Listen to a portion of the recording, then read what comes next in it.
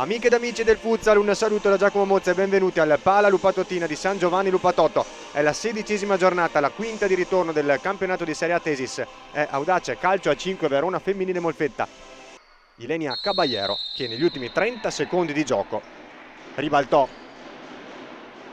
il parziale vantaggio dell'Audace Verona, portando appunto i 3 punti, il bottino pieno alla formazione di Diego Issi, 3-2. Formazione di Diego Issi che avrebbe 11 punti in classifica. Da Majewska che si sistema il pallone con la suola, va a calciare molto bene e costringe la propria collega di ruolo.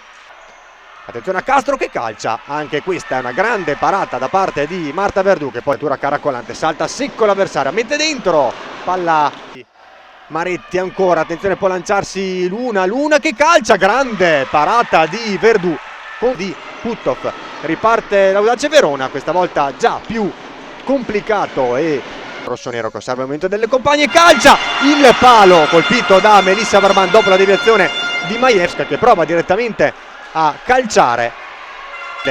Rischio, grande sofferenza l'Audace Verona nella fattispecie con Luana Puttoff Novaes. Finisce il primo tempo, suona la sirena.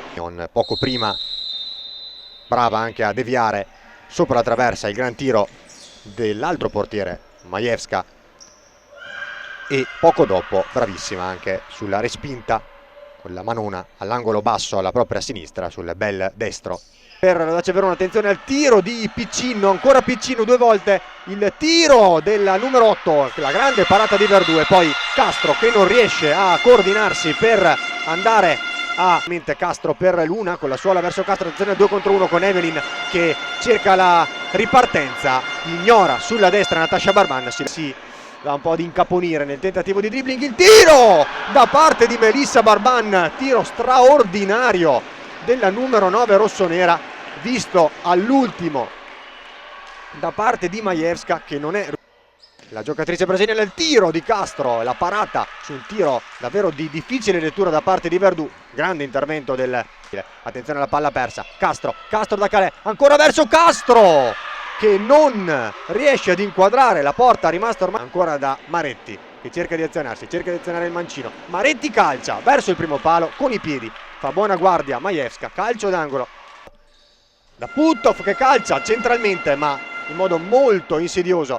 La palla allontanata da Piccino ancora, attenzione a Barban che termina a terra, non c'è fallo secondo Cirvasuta, molto vicino.